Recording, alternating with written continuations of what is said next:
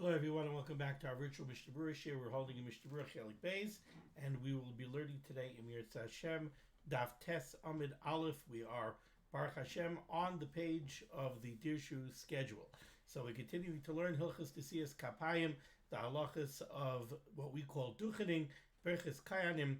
We pick up today on Tes Amid Aleph, second line from the top in the Shulchan Aruch, Siman Kuf Chav Ches, Siman Lamed Tes. Says the Mechaber, Lo yahayu by echad me hadvarim hamoinim nisias kapayim. If we have a kohen who does not have any of the defects that we learnt would preclude him from duchening. So he doesn't have physical defects on his hands or on his face. He's not a kohen who killed somebody b'mezer or b'shoigig. He's not a kohen who was a mummer la'avodas kechavim. He's not somebody who was a heretic, who worshipped foreign deities. So he doesn't have any of the defects that we have listed that preclude a kohen from duchening. Lo yahayu bai, echad me'advar ma'mayim nesias kapayim. Afa pi she'enoi medakdek b'mitzvahs. In that case, even if he's unfortunately not careful with his mitzvahs, v'chal ha'am meranin imacharav, and people talk about him a lot, and there's a lot of stories going on about this guy, and they talk about that he's not a fine fellow. Noise is kapav, he's still allowed to duchen. Why, says the Rama? She'ein sha'ar averos moinin nesias kapayim. Because the only averos that preclude a kohen from duchening are the ones that were listed previously in this siman. If a kohen killed somebody, so yes, he can't duchen. If he's a mummer la'avodas kechavim, he can't duchen. If he's machal Shabbos b'farhesia, he can't duchen. But other averos, they're averos, and it might mean that this kohen, unfortunately, is not exactly a fine fellow, but those averos do not preclude him from duchening. Now, you might be surprised. Let's take a look here at the Mishnah Berurah, and you might be surprised the extent that this goes to. What kind of averos are we talking about? So let's take a look here at the Mishnah Berurah's Katan Kuf Mem Beis. Echad me hadvarim. The Mechaber said this kohen does not have any of the defects that we learned about previously that would preclude him from duchening. Says the Mishnah Berurah, Ritzayna Lamar and his karim b'simin zeh. We're talking about the various defects that we already learned about in this siman, Kuf Mem Gimel. She'enoi medaktik b'mitzvahs, but at the same time, he's not a medaktik b'mitzvahs. He's not careful with. I hope this was clear. All right, I see that this was not adjusted properly, but I think it should have been okay. All right, even though he wasn't medaktik b'mitzvahs, says the Mishnah Berurah, what does that mean that he's not medaktik b'mitzvahs? Hainu afilu mitzvahs chamuros ka'aroyos v'chadoyma. When we say that this kohen is somebody who's not medaktik b'mitzvahs, we're not talking about that he's not medaktik b'mitzvahs, that, he sometimes eats from a hechsher that's less than the most stellar quality, and he's not makbid on Chol of Yisrael, and he's not makbid on Yosha. No, that's not what we're talking about. We're not even talking about a kohen who speaks Lashon Hara every now and then. We're not talking about that either. We're not talking about a kohen who's, doesn't know all the ins and outs of Hilchos Shabbos. Says the Mishnah Berurah, Afilu mitzvahs chamuros ka'aroyos v'chadoyma. Even if we have a kohen who's not medaktik b'mitzvahs, meaning that he's been over on an iser erva, he had illicit relationships with women that are forbidden to him, v'chadoyma, or other things of that nature. So we're talking about a kohen who was over mitzvahs chamuris. He didn't worship avodah zarah. He's not a machal Shabbos b'farhesia, but he's suspect of arayas. That's very serious stuff. And Ois Katan Kuf Ben Daled, the Mechaber said, and kol ha'am meraninim acharov. People speak about him. Says the Mishnah Berurah Kuf Ben Daled, afilu rinun shel emes. He brings down over here from the Lavush and the Gra and other Achrayim that when we say Kala Amiranin and Olav, we're not talking about that there are rumors floating around. We're talking about Rinun Shel Emes. We know that this guy was over on some heavy duty stuff. Shehu Mefursam Lakol Birishasa. It's Mufursim Lakoil. Everybody knows that this kohen is not a stellar fellow. Everybody knows that this person has done some rather rotten things. The halacha is that we don't refuse him the ability to duchen. We don't prevent him from duchening. And the Ramah said, why? She'ein sha'ar averis moinin esiyas kapayim. Because other averis, other than the ones that we discussed previously in this Siman, murder, avodah zarah, chil Shabbos befarheskia, other averis do not preclude a kohen from duchening. Says the Mishnah Berurah in Kuf Mem Hey, she'ein shar averis pirush chutz be'avodas gelulim u'shvichas damim v'chanis kela'el Kuf Mem Vav moinin. They don't prevent him from duchening. Hainu afilu loy asa tshuva al chata'av. Even if this fellow didn't do tshuva. So we have a kohen where we know for a fact he was mezana with an Eishes Ish. So this is a rotten fellow. I mean, he's a Rasha. He was mezana with an Eishes Ish. We know for a fact he was mezana for an Eishes Ish. And it's first of all, everybody knows that he had an extramarital affair with a married woman. And he didn't do tshuva. He comes to shul on Yom Tov and he wants to duchen. He has the right to duchen. You can't stop him from duchening. And he didn't do tshuva. He didn't do tshuva. If he was a mummer la'avodas gilulim, if he was a heretic that worshipped avodah zarah, and then he did tshuva, we learned that at least one shita holds he cannot duchen. Because it's true he did tshuva, but it doesn't matter. Ein kateger nasis aneger. Since he once worshipped avodah zarah, too late. He can't duchen. But this fellow who was mezana with an Eishes Ish and did not do tshuva, and everybody knows about it, he can duchen. V'atam kasav Rambam. The Rambam writes in Hilchos Tefillah Perktes Vav Halacha Vav and Zayin. What's the reason for this? A very interesting reason. Lefi shezu mitzvah saseh al kol kohen v'kohen sheroi l'nesias kapayim. Because the bottom line is that this kohen has a mitzvah saseh daraisa to duchen. Ve'ein oimrim la'adam rasha. We don't look at somebody who's a rasha and tell him Hoisef resha, add on rishus onto your existing rishus, v'himanim in a mitzvahs, and don't be mekayim a mitzvah. Think about it for a minute. If you have this fellow who was mezana with an Eishes Ish, and everybody knows about it, and he didn't do tshuva, and you see him on Sukkos, and he's picking up a lulav and esrog, and he's about to make a bracha on a lulav and esrog, do you grab the daled minim away from him and tell him, you can't be mekayim the mitzvah of daled minim? You're a Rasha. You can't be mekayim the mitzvah of daled minim.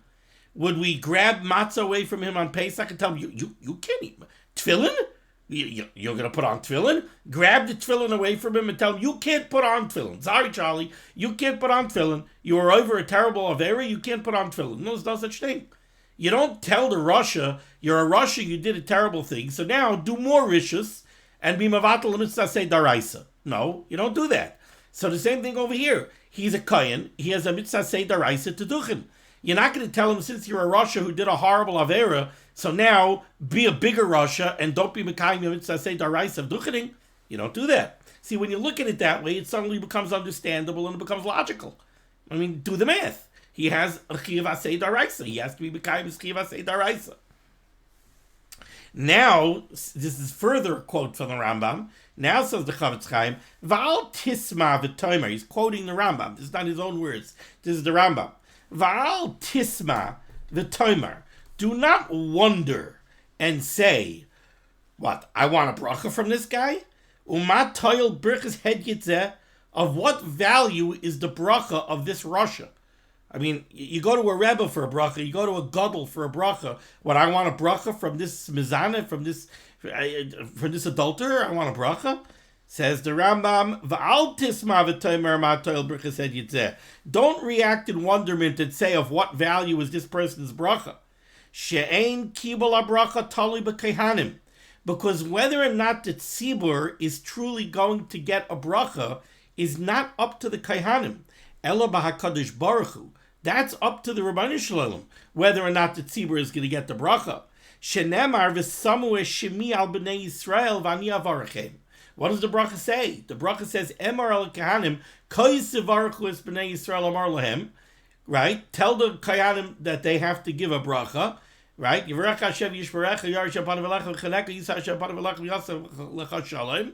V'samu shemi al b'nei Yisrael, tell the Kohanim that they should place my name, the Rebbeinu Shalom's name, on the Bnei Yisrael. What does that mean, that the Kohanim should place the Rebbeinu Shalom's name on Bnei Yisrael? The answer is that during the time of the Beis HaMikdash, it should be rebuilt by Meher V'Yameinu. When the Kohanim did Birchas Kohanim, they did it with the Shem HaMefarash. They didn't say Yivarechecha Ado and use the Shem Adnus. They used the Shem Havaya pronounced. They gave the bracha to Bnei Yisrael with the Shem HaMefarash.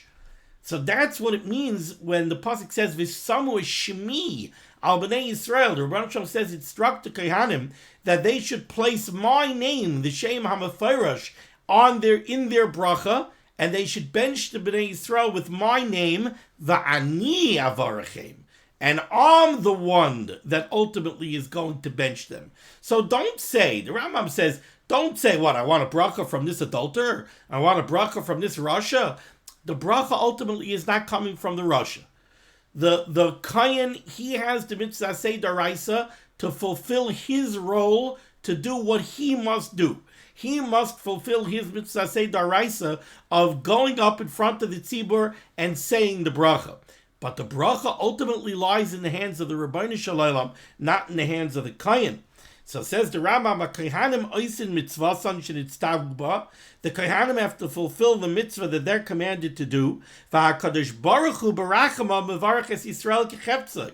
And then Kutchabrichu, the Rebbeinu Shalom, in His mercy, He will bench Klal Yisrael as He sees fit. Ad kan l'shoinai. Ad kan are the words of the Rambam, and that's how the Rambam explains this halacha. So we had the halacha over here in Siman Lamed Tes, that, listen, there's a list of averos that preclude a kohanim from duchening. But other than that list, there's nothing else that precludes the kohen from duchening. And therefore, a kohen that's over other averos is allowed to duchen. And not only is allowed to duchen, he's a mitzvah say daraisa to duchen, and you can't prevent him from duchening. Same thing, by the way, it comes to other things as well. For example, kibudim in shul.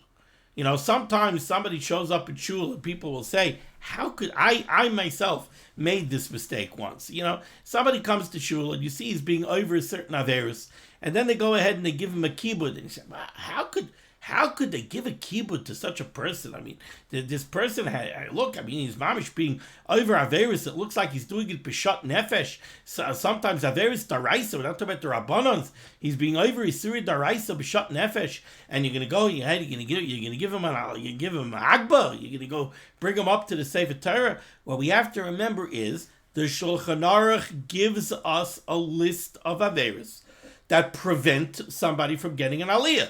If it's on that list, it's on that list. If it's not on that list, it's not on that list.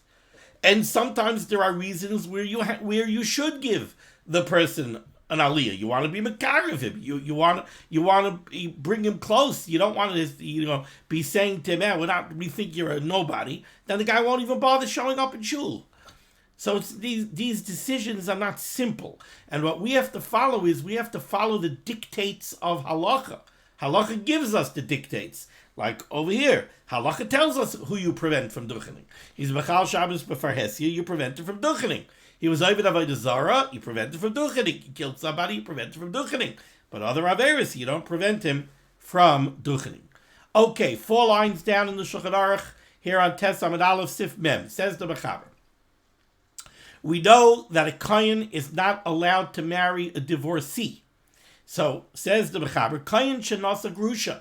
If you have a kohen who violated this halacha and he married a divorcee, lo yisa kapov, he's not allowed to duchen. Furthermore, says the Mechaber, ve'ein noy hagin by kedushah, and you're not noyig, you don't treat him as having any manner of elevated kedushah over a Levi or a Yisrael. Afilu likrais b'Torah rishon, you don't give him kohen. You don't call him up for kohen. Va'afilu girsha oimesa. And this is true even if the kohen married a divorcee and then subsequently divorced her. Or even if he married a divorcee and then she died. So he's no longer married to the divorcee. Still, You don't allow him to duchen, and you do not treat him as a kohen. You don't give him the elevated status of a kohen. You don't call him up for kohen. Now, the Mishnah Berurah is going to point out right away, this is very interesting. We just finished saying that there's a list of averis that if the kohen is over on those averis, it precludes him from duchening. Marrying a grusha wasn't on that list. So why suddenly now are we saying that if a kohen marries a grusha, he can't duchen? So the Chofetz Chaim is going to explain. Over there, we were talking about averis that applied to Gans Klal Yisrael. Everybody in Klal Yisrael is mitzvah that he's not allowed to carry on an extramarital affair with a married woman. Right? Doesn't have to be extramarital, I'm sorry. He's not allowed to have relations with a married woman. That applies universally to every Yid. So over there, the Rambam told us that, listen, it's the averas that we mentioned that preclude a kohen from duchening. This avera, the avera of znus, that wasn't in the list. So he's allowed to duchen. Over here, we're talking about a different category of averas. Now we're talking about a category of averas that apply only to kohanim. A kohen has an elevated status and he's not allowed to marry a grusha. If a kohen marries a grusha, he's violating his status as a kohen. If he does something to violate his status as a kohen, then we don't treat him as a kohen, we don't allow him to duchen, and we don't give him an elevated status, we don't give him kohen, we don't give him the first aliyah. We'll see it inside in the Mishnah Berurah. Let's take a look. But first, let's continue the Mechaber over here. The Mechaber said that this halacha applies 3 lines from the bottom. Afilu girsha oimesa. Even if the kohen subsequently divorced the divorcee or the divorcee died, so that he's no longer together with the divorcee, still puzzle. He's still puzzled from duchening and from being treated as a kohen. Ad sheyidar hana, until he makes a neder, but not any neder. Al das rabim. It has to be a neder that's made al das rabim, dependent on the will of the rabbim. So it's not a regular neder, where a person just makes a regular neder. And what's the neder? The neder is mehanashim shu aser behem. He has to make a neder al das rabim, that he's not going to derive any hana from any woman that is aser to him. That's the neder that he has to make. And it's not a regular neder, it's a neder al das rabim, which means that he has to make that neder, he has to inform at least 3 people of the neder, and he has to make the neder in a way where part of the neder is that he can't be matir that neder without their agreement. And of course, they will never give him the agreement to break the neder. Let's take a look here at the Mishnah Berurah. Says the Mishnah Berurah, Kat Kuf Mem Zayin. Kohen shenasa grusha, kohen that marries a divorcee, says the Chofetz Chaim. First of all, this is not only a divorcee. V'hu adin chalala v'zayna ar chalutza. This refers to any woman that's forbidden to a kohen. A kohen is not allowed to marry a divorcee. A kohen is not allowed to marry a chalutza. A chalutza is a woman who underwent chalitza. What's chalitza? So we know that if a person's brother dies childless, so now this Reuven, you have 2 brothers, Reuven and Shimon. Shimon was married to Sarah, and Shimon died, leaving Sarah childless. So now Sarah falls to the surviving brother Reuven, falls to her for Yibum. Midaraisa, Reuven is now supposed to marry Sarah. That's Yibum. If Reuven does not want to marry Sarah, he could perform chalitza, which is a ceremony done in front of Bezdin involving putting on a special shoe, and the woman has to take the shoe off of Reuven, and that's called chalitza. Once chalitza is done, now Reuven can no longer marry Sarah, and now Sarah is free to marry whoever she desires. So a kohen is not allowed to marry a grusha, a kohen is not allowed to marry a chalutza. A kohen is also not allowed to marry a chalala. What's a chalala? A chalala is the offspring of an illicit relationship by kohanim. So, for example, if Yankel the kohen marries Rivka, who's a grusha, now Yankel the kohen is not allowed to marry a divorcee, but he married a divorcee, and they had a girl. That girl is a chalala. That girl is not allowed to marry a kohen. That girl is a chalala. So if a kohen goes ahead and marries a halala, it's like he married a grusha or a chalutza. So in all of these cases, if a kohen violated this and he married a grusha or a chalutza or a halala, he's not allowed to duchen, and we don't give him the elevated kedusha status of a kohen. Says the Chavetz Chaim, Umashen is bar b'samuch, and this that we just said recently, she'ein shar averos moinim nesias kapayim, that other averos other than the ones that we learned in the beginning of this siman do not preclude a kohen from duchening, and now suddenly we're saying that a kohen who marries a grusha, a chalutza, or a halala is not allowed to duchen. Hainu dafka ba'averos she'ein shar kohanim izharim yosem Yisrael. That was talking about averos that apply universally to all Yidden. Over there, it's only the averos listed that preclude a kohen from duchening. But when it comes to the averos that apply exclusively to kohanim above regular Yidden, shekedushas kohanim garam loy, those are things that the reason they have those restrictions is because of their elevated status as kohanim, v'hu chilaloi, and he violated that. Lefikach pasal midrabanan l'chol dvar kehunah, that renders him pasal midrabanan to any elevated status that's accorded to kohanim ad sheyidar al das rabim, until they make a neder al das rabim not to violate such things in the future. Ois cut and kuf memches, this neder has to be made al das rabim. What's the point of the neder al das rabim? She neder shehudar al das rabim in loy haTorah, because a neder that's made al das rabim, he's not going to be able to get haTorah's nedarim. Avol kisheloyidar al das rabim, if he makes a regular neder, not al das rabim, chayshinon shema yelech etzel chacham yishal al nidroi, we're afraid he might go to a chacham and do haTorah's nedarim. Why? Because we know that the Yetzahara for illicit sexual relationships, the Yetzahara for a Dvar Erva, is a very powerful Yetzahara. So what did we just say over here? Let's encapsulate what we just said over here. We said we have a kohen who entered into an illicit relationship. A relationship that's forbidden, a relationship with a woman that's forbidden to a kohen. So you have a kohen who married a grusha, a kohen who married a chalutza, a kohen who married a zayna, a kohen who married a halala. All of these women are forbidden to a kohen. If you have a kohen that married one of these women, he's not allowed to duchen. Not only is he not allowed to duchen while he's married to her, he's not allowed to duchen even if that woman subsequently dies or he divorces that woman. He's still not allowed to duchen. What has to happen for him to be once again allowed to duchen? What has to happen is he has to no longer be in a relationship with that woman. So either he divorced her or she died. So he's no longer in a relationship with that woman. And then he has to make a neder al das rabim. He has to make a neder that he's unable to get haTorah on.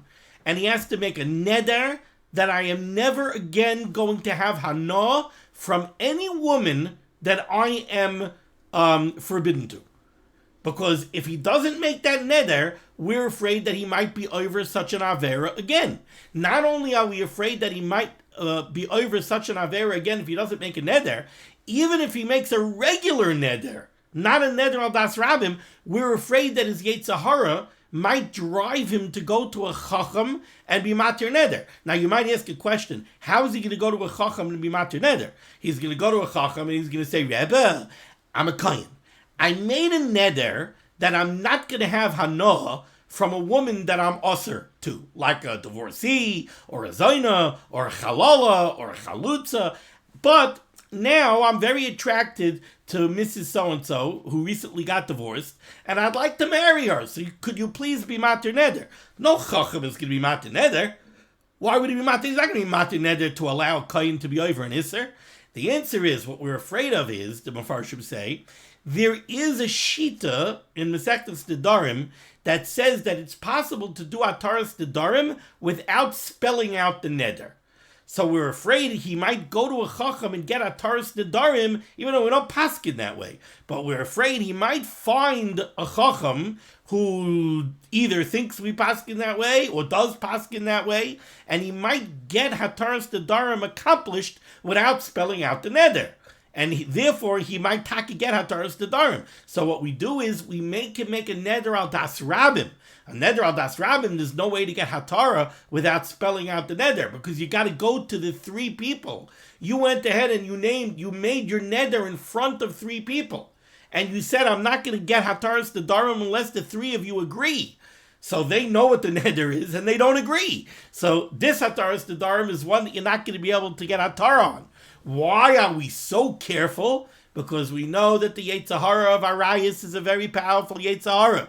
And what we're afraid of is that the desire for a woman that's prohibited to him might be so strong. We see he was already over on the kehunah once. He already married a grusha once. We're afraid he might do it again. So unless he makes that neder al das rabim, and he's no longer in that illicit relationship, he can never again duchen, and he's not going to get kohen as an aliyah, etc., etc.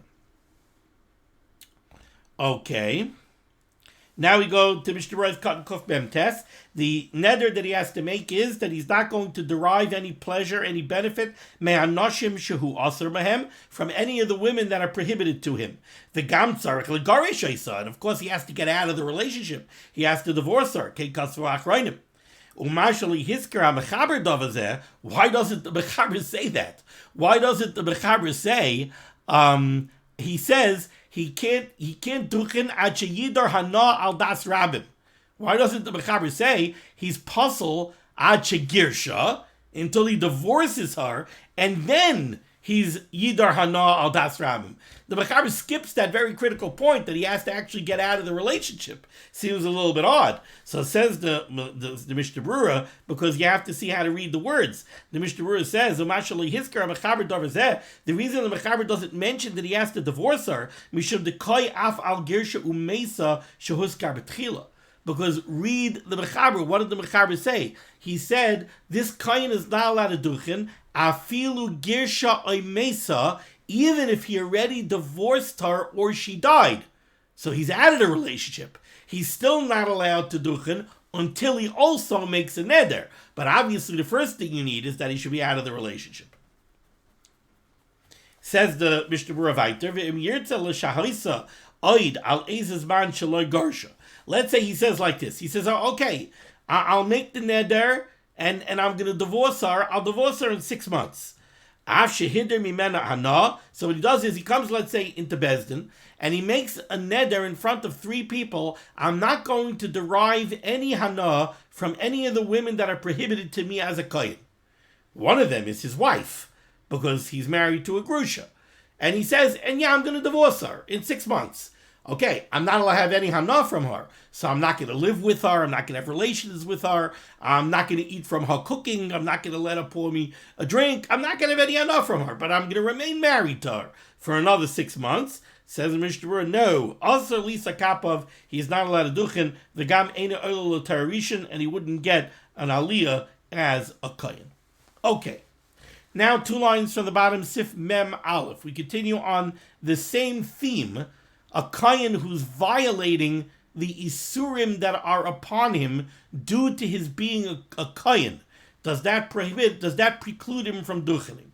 So we know that another one of the isurim that apply to a kohen is a kohen is not allowed to become tamei meis. A kohen is not allowed to go to can't go to inside a funeral parlor for a levaya because there's a mace in the building. He can't become tamei meis. Even though we assume that he already is tamei meis, doesn't matter. He's not allowed to go into contact of any kind with a mace, even into an oil mace. That's why he can't go into a cemetery, etc., etc. So says the mechaber 2 lines from the bottom, Sif Mem Aleph, nitma lemeis. If a kohen, and we're talking about a kohen hedyot, a regular kohen is not allowed to be metame to a mace, but there are 7 mesim that he is allowed to be metame to. The 7 close relatives that a person sits shiva for, a kohen is allowed to become tamei to one of those mesim. So that's a father, a mother, a son, a daughter, a brother, a sister, and a spouse. Any of those relatives, a kohen is allowed to become tamei. By a sister, it's a sister that's a psula who was never married. Once she's not a psula anymore, she was married already, he can't become tamei to her. But a single sister girl who was never married, he's allowed to become tamei to her. Of course, if it's the Geya Lamaisa, you're a kohen, go ask a shayla. But on a high level, there are 7 relatives that a kohen is allowed to become tamei to. But says the Mechaber, what if a kohen made himself tamei to another mace, other than one of these 7 relatives? So says the Mechaber, nitma l'meis she'eno mishiva meisei mitzvah. If a kohen allowed himself to become tamei to a mace other than one of the 7 mesim that are called meisei mitzvah, the ones that he has a mitzvah to mourn for, to sit shiva for, pasal min aduchen, he's pasal from duchening, he is precluded from duchening, v'chol mailois hakehunah, and he's pasal from any of the things that a kohen gets for his elevated status as a kohen. He doesn't get the first aliyah, etc., etc. Ad sheyoshuv, until he does tshuva, v'yekabel, and he accepts upon himself in front of Beis Din, shelo yitame oid lamesim, that he will not do it again. He will not go ahead and become tamei mace again. Now note that over here he doesn't have to make a neder. Over here he just has to do tshuva, and he has to accept upon himself in front of Beis Din that he won't do it again. Why is it that by the illicit relationship with a prohibited woman, over there he has to make a neder, and over here when it comes to the question of becoming tamei, he doesn't have to make a neder? The Mishnah Berurah is going to say again, because Yitzroi Shalarayas is Yitzroi Taikfayalav. The Yetzirah of illicit sexual relationships, that's a very powerful Yetzirah. So over there we need a neder al das rabbim. Nobody has such a strong Yetzirah to go into a cemetery or to go to a levaya. So over there we need the kohen to do tshuva, and we need him to accept upon himself in front of Beis Din that he won't do it again, he won't violate the terms of his kehunah again, but we don't need him to make a neder. Okay, let's see the Mishnah Berurah over here. Ois Katan Kuf Dun, 4 lines from the bottom of the Mishnah Berurah. Nit balameis. Says the Mishnah Berurah, V'hainu dafke b'mezid. This is only true if he does it b'mezid. V'ayin b'bi'ar halacha, and he sends us to the bi'ar halacha. And I do want to see a piece of that bi'ar halacha, but let's go further first. Ois Katan Kuf Dun Aleph, v'yekabel bebeis din. And he has to accept upon himself in front of Beis Din that he will not in the future violate the terms of his kehunah and become tamei to a mace again. Says the Chavetz Chaim, "Ubazeh ain't tzarich lidar v'lishava kanal b'sif mem." But over here he doesn't have to make a neder al das rabbim like we saw previously when it came to illicit relationships. The shani arayis the yitzrei toikvay. V'ayinu b'tshuvas ksav sofer siman tezayin b'roifay shemavaka beisim sheyesh loy teyelas harvachas mammon. The ksav sofer talks about a doctor. So you have a doctor who's a kohen, and he goes into the hospital to visit patients. So over there, he's becoming tamei mace because there are maceim in the hospital, and he's becoming tamei mace for profit, for a paycheck. So the Ksav Sofer says, Lo sagi b'kabbalah levad. Over there, it's not enough for him to just accept upon himself in front of Beis Din that he won't do it again. Ad sheyida b'rabim. Over there, he needs a neder al das rabim, k'may b'nashim ba'avera, like we saw by illicit relationships. Why? Because the taiva for money is also powerful, like the taiva for illicit relationships. As to the question of whether or not a kohen is allowed to become a doctor, that's a shaila amongst the poskim. Rav Moshe held not. Rav Moshe held that a kohen is not supposed to become a doctor unless he knows for sure that he's only going into hospitals where it's very rare to have a Yiddish, a Jewish mace, a Jewish corpse in the building, and if somehow he could find out right away when it happened so he could run out, etc., etc. But that's a sugya that I'm not getting into now. If it's the get to somebody, he should ask a shayla. No, okay, we didn't do this yet. Says the Ramah, bottom line in the Shulchan Aruch. V'yeshayimim, there are those that say, Demisha yeshloi bas, if a kohen has a daughter, shehimira la'avodas kechavim oisha zinsa, who becomes a heretic for avodah zarah. I'm teaching the words right now the way it's written. We'll see what it really means in the Mishnah Berurah. A kohen who has a daughter who it sounds like either became a heretic and worshipped avodah zarah, oisha zinsa, or she entered into an illicit relationship. She was mezana. Mezana doesn't mean that she was a single girl who, in the vernacular, slept around. It means that she was mezana. She had relationships with somebody that is usher to her. So an incestuous relationship, or maybe she was married and she had an extramarital affair. That's what zinsa means. So there are those that say that a kohen who has such a daughter, ein mechuyavin oid lekadshay, we are no longer obligated to treat this father with the elevated status of kehunah. And this is based on the pasuk in this week's parsha that says that a daughter of a kohen who is mizana ki avia hi mechaleles, she profanes her father. Rashi says over there that what it means is people look at her father and they say, oy to this father who raised such a daughter.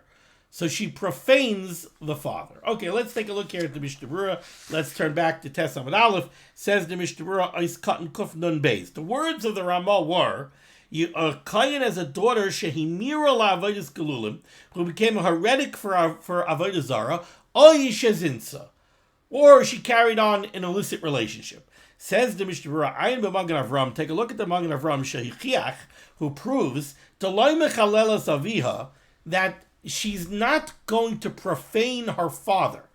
She's not going to bring upon the father this halacha that we're not obligated to treat him with the elevated status of a kohen, rak biznus, only if she carried on an illicit sexual relationship, not if she just became a heretic for avodah zarah. Why? Tahavale l'shamra, because in that case the father should have watched her.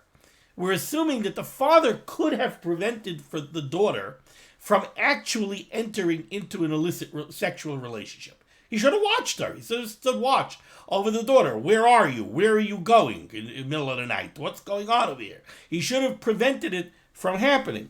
But Shehimira Dasa, if she became a heretic for avodah zarah, the father can't stop that. That's between her ears. That's in her head. If she became a heretic, the father can't necessarily stop that. So Avaloi Bahamara, V'ha Nakat Shehimira. But then how do we understand the words of the Ramah? The words of the Ramah are, Mishi Yeshloi Ba Shehimira la'avodas kehunah. A kohen who has a daughter that became a heretic to avodah zarah, oy shezinsa, or she was mezana. How are we supposed to understand it? You're telling me now that the fact that she became a heretic does not reflect upon the father. So he says, V'hada nakat shehimira mishum dekevon shehimira. Once we see that she became a heretic, mistama zinsa gamkein. Now we assume that she was also mezana. Once she became a heretic, and now she's hanging out by the goyim, and then we know what happens. Umasha kasav oy zinsa, hainu oy zinsa l'chud. When it says if she became a heretic or she was mezana, it doesn't mean if she became a heretic without being mezana. It means if she became a heretic, we assume she was mezana. Oy shezinsa, or if she was mezana without being a heretic. In either case, it reflects poorly upon the father. We are no longer obligated to treat him with elevated kedushah. This means we don't have to give him the first aliyah, or levarech rishain, or to give him the honor of benching. But this Ramah, kohen who has a daughter who's mezana, doesn't mean that the father can't duchen. And there's a very compelling reason for that. Because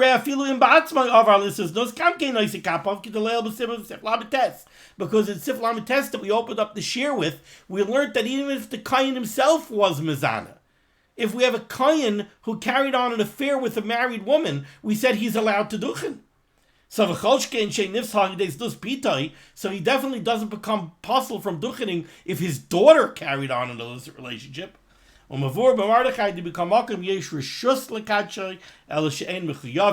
Mordechai says beferish, like the Ramah says over here, a kohen has such a daughter, we're not obligated to treat him with the elevated kedushah of a kohen, but we may. We're talking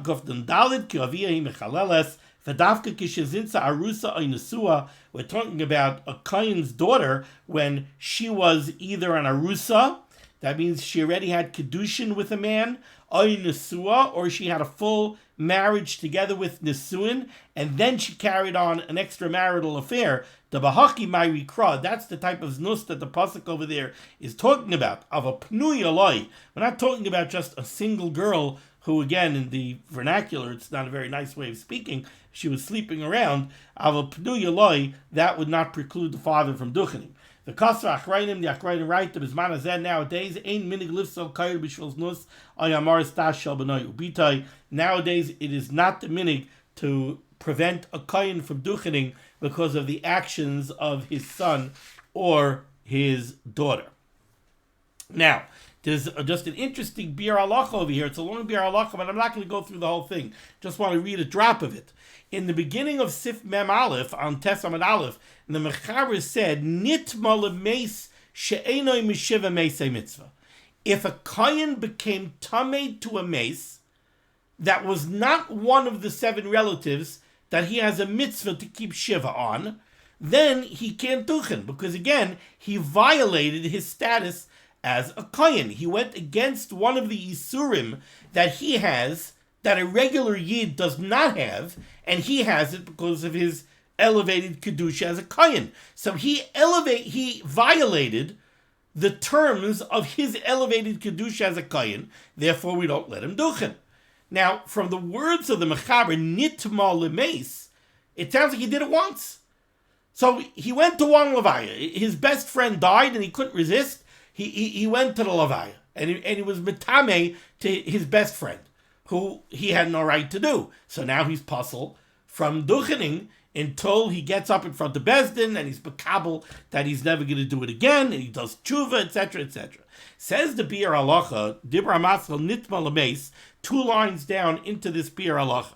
Says the Chavetz Chaim, V'hine miloshan al-Shulchan Aruch, from the language of the Shulchan Aruch, mashma, it's implied, Da'afilu im avar pamachas ba'akroi gam kein nifsal. Even if this kohen only did this once, he's puzzled from duchening. Says the Chavetz Chaim, V'la'anias daiti, but in his, what he calls my humble opinion, Miloshan HaMishnah, from the language of the Mishnah in Masechtas Bechoros, diktani v'hamitame lemesim, a kohen who is mitame lemesim. It's Lashon Rabbim. Sounds like he did it a lot of times. Mashba kishu muad lekach. It's only when he's a muad. It's only when he's a kohen who's known to do this on a somewhat regular basis. Az kansu chachamim. That's when the chachamim gave him a knas and said that this kohen can't duchen.